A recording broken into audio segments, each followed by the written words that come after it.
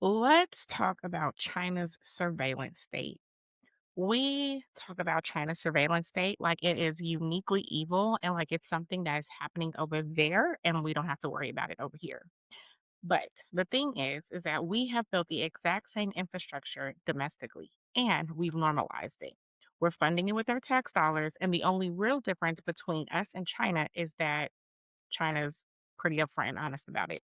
But before we get into what's happening right now, we need to understand where this came from because surveillance in America isn't new.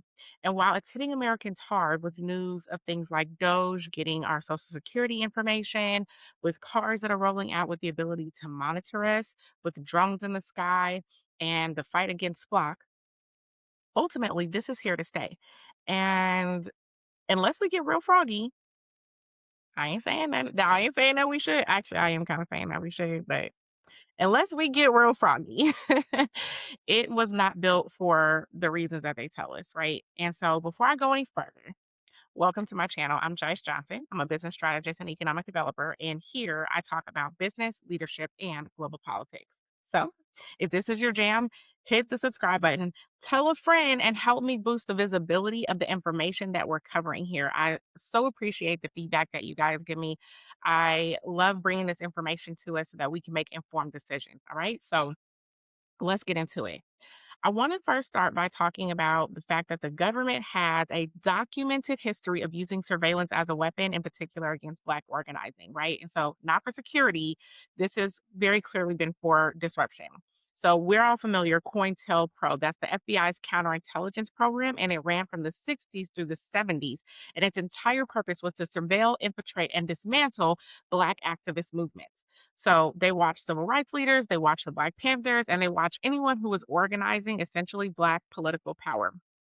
But they did not just watch, they used what they learned to destroy these movements from the inside. And today we have our very own public example of this in somebody like Kevin Roberts. This is the president of the Heritage Foundation, and he is one of the chief architects of Project 2025. He built his academic credentials studying Black history, researching the humanity of enslaved Black people, and now he leads a whole movement to dismantle the institutional guardrails that protect Black people. So, like, quite literally, they are obsessed with us, right? And so, I think it's important that we understand like, this is not a conspiracy theory. This is documented presently and it's documented history. And the church committee is what exposed it. So I want to talk about this a little bit so that we understand how deep this goes.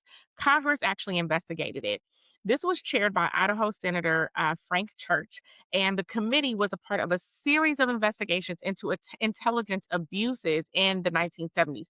Matter of fact, 1975 specifically was the year of intelligence. And so what triggered it is in December of 1974, the New York Times published an article by Seymour Hersh detailing these covert CIA operations inside the US, including surveillance of anti-war activists. And so this exploded into a whole national crisis. And the church committee was formed and it examined over 110,000 documents. It interviewed over 800 eyewitnesses, and it conducted over 120 full committee hearings, 46 subcommittee hearings. Okay, so they went in, right, and here's what they found. Um, Revelations of this committee included Operation MK Ultra, which involved the drugging of U.S. citizens as part of human experimentation on mind control. COINTELPRO, of course, which we know, which involved the surveillance and infiltration of the American political and civil rights organizations. There was Operation Mockingbird. This was an alleged campaign that was designed to manipulate news media by recruiting journalists as assets in propaganda campaigns. So, as a result of this, Congress basically limited government surveillance powers. They put restrictions in place. So, President Ford issued an executive order that was basically banning political assassinations, because there's that.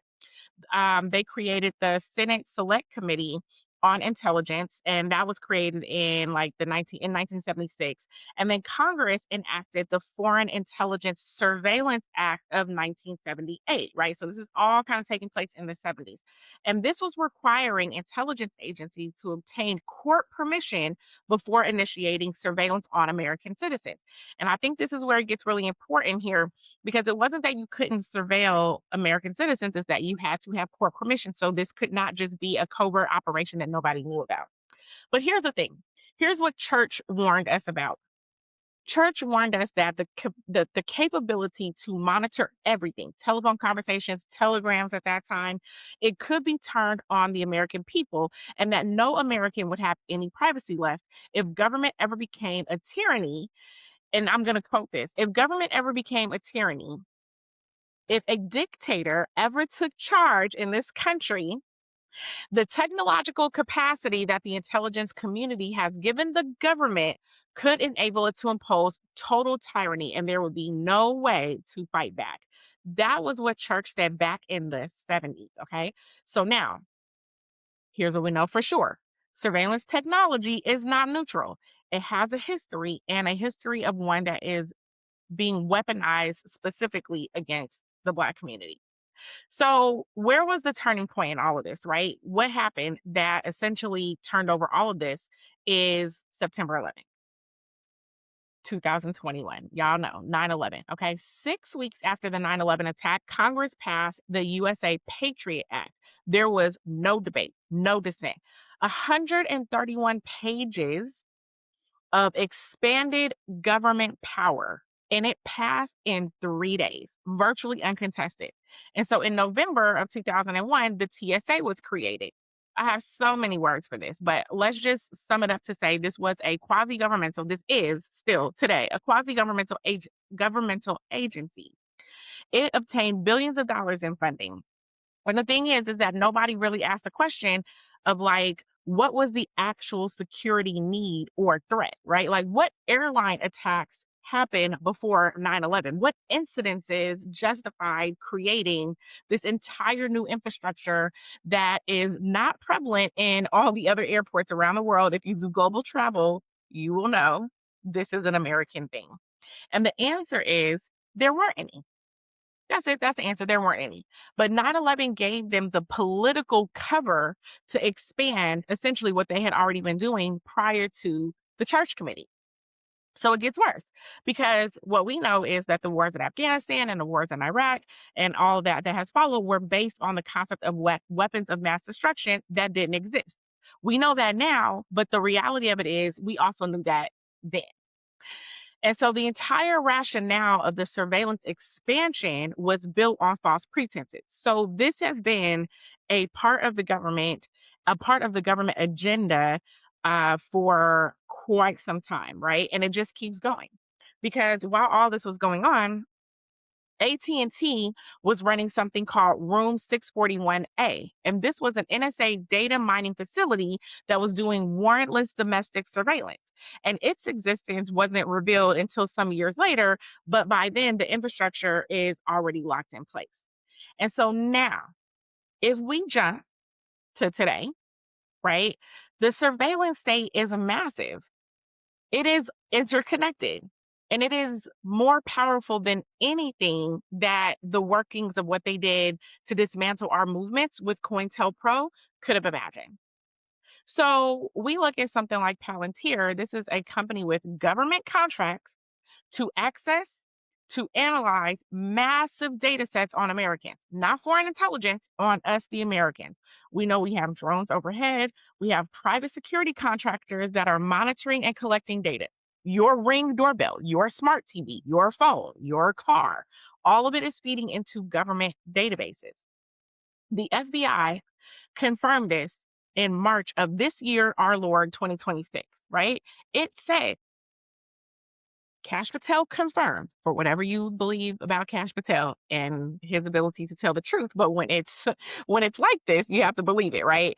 Cash Patel confirmed that the FBI is buying Americans' data from data brokers, including location histories, to track American citizens. DHS is expanding AI surveillance capabilities with a surge in contracts to private companies, including AI automated surveillance in airports, biometric scanners, and an AI platform that essentially acquires all of our 911 call center data to build geospatial heat maps. This is what they're doing.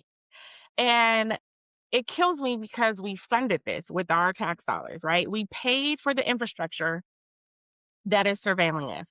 We accepted the devices rather that make us transparent, and the companies are profiting while the government gets unlimited access. And to put the icing on the cake, or maybe it's lighting the candles on the cake at this point, I don't know. We have these false prophets of capitalism worshiping these companies as good investments and these founders as like business gods. Okay? Crazy work. And so what do we get in return? We get the illusion of safety. And if you're investing in this, maybe you might be making a profit. You might be making a profit on the total surveillance of not just the American people, I mean not just black people, but all of the American people. So good on you for that. We critique China's surveillance state constantly, right? Like, oh, I could never do that. I could never live in China. Look at what they're doing. Constantly talk down about the authoritarianism that China is, how invasive it is, and how wrong it is. And we built the same thing and we have normalized it. We're not fighting it because we've accepted the framing that is necessary. And the difference, like I started off at the beginning of this video, is that China's just honest about what they're doing. And we continue to try to pretend like it's for our protection. And really, we're just using it for control. So this really isn't abstract. It is about power. And history shows us that surveillance gets used specifically against Black communities, right? We know that from COINTELPRO. We have the documentation. But now what we have to imagine is that this same dynamic with exponentially more powerful technology, right, is in every organizing space. It's in every protest. It's in every financial transaction. It's in every communication. It is all mapped. And the government knows who we talk to. They know where we go. They know what we read. They know what we buy. That information can be weaponized against us at any moment. This doesn't even take into account the changes in the monetary system that they are literally making up from underneath us right now. And Fred Hampton tried to build a rainbow coalition today. This surveillance infrastructure would literally map it all in real time. They know every meeting, every alliance, they know every resource flow. So the surveillance isn't just about safety, it's about control, and it's about making organizing so transparent that it becomes impossible. So I think that we have to really acknowledge like that we have normalized this through this incremental acceptance, right? And it's, these kind of phrasings. If you have nothing to hide, you have nothing to fear. It's for your safety. And we see this type of propaganda show up, right? Terrorists use encrypted communications, and every justification sounds reasonable in its own isolation, and we have defended it. So even if today you're like, oh, this is some BS, you're right. But we're just now saying that. We're just now saying, hey, you're going too far. But we've been allowing them to do this for 25 years out in the open. They have created a panopticon, right? And it's a system where everyone knows that they're always being watched. And that watching becomes so normalized that they stop questioning it. And better yet, they modify their behavior automatically, right? So this is what we do now. We modify our behavior automatically.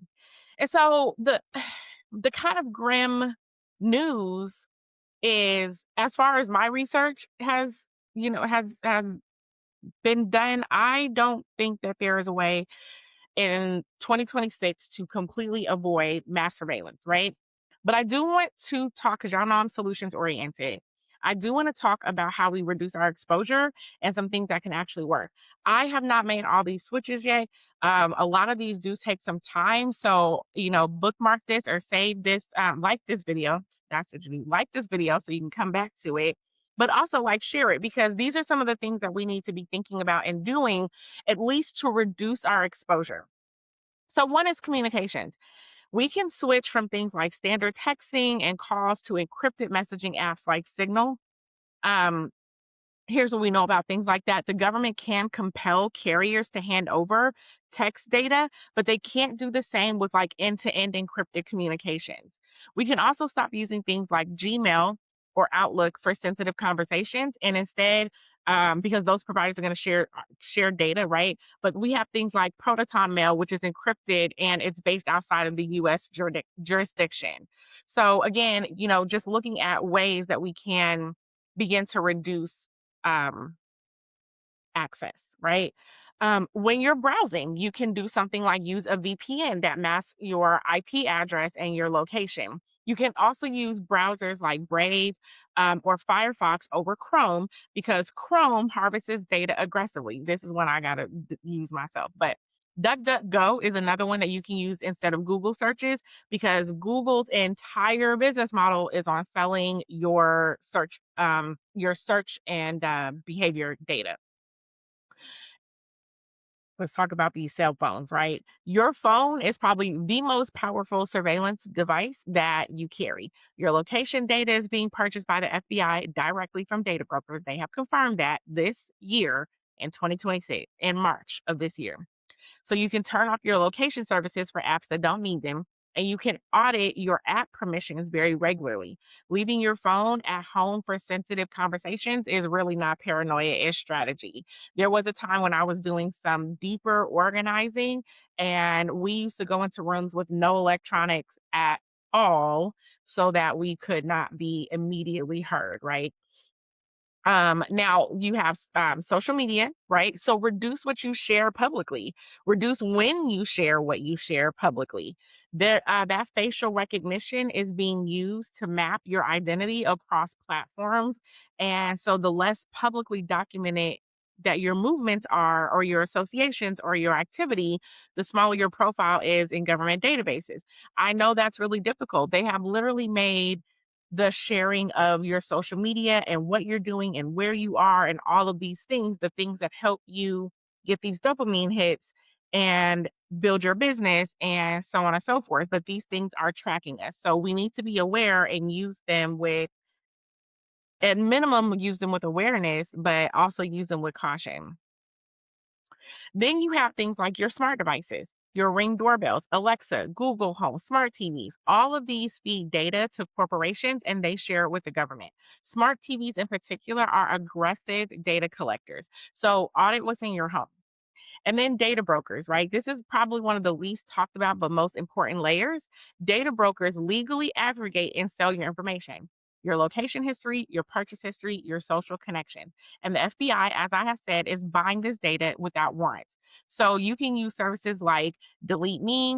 You can use services like Incogni and send opt-out requests that will send opt-out requests to like hundreds of data brokers on your behalf. So this is a very practical step that basically everybody could take right now. Intentionally to be intentional about your digital footprint is really not optional at this point. I really believe that this is self preservation. So, infrastructure, like the infrastructure that we are seeing today, is literally more powerful than any other infrastructure that we've ever had in the past. And knowing that, understanding where it has come from and how it works is going to change how we organize, but it doesn't change that we organize. It literally just makes us more intentional. So, I hope that you found this content helpful.